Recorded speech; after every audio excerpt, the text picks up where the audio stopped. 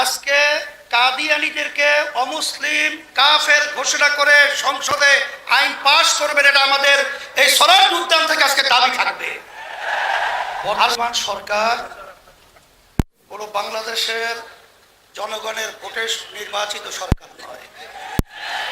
এই সরকার হলো, আমি বলবো, একটা চমকের মতো সরকার। এই সরকারের কাছে আমরা উদাত্ত আহ্বান জানাবো যে যেহেতু একটা সুযোগ এসেছে, আপনারা একটা চমক দেখাবেন।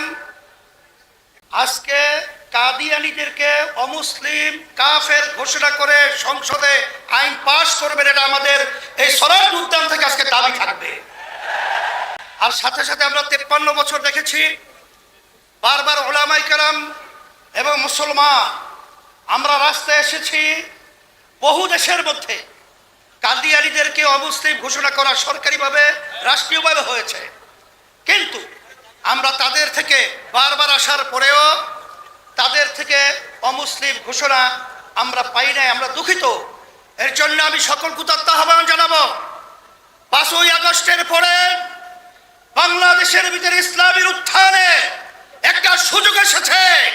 আমাদের নিজেদের পায়ে দাঁড় হয়ে কাদিয়ানীকে অমুসলিম ঘোষণা করব, সংসদের ভিতরে আইন পাস করব, কাদিয়ানী কাফের অমুসলিম ঘোষণা করলাম এবং আমরা আইন পাস করবো ইনশাআল্লাহ।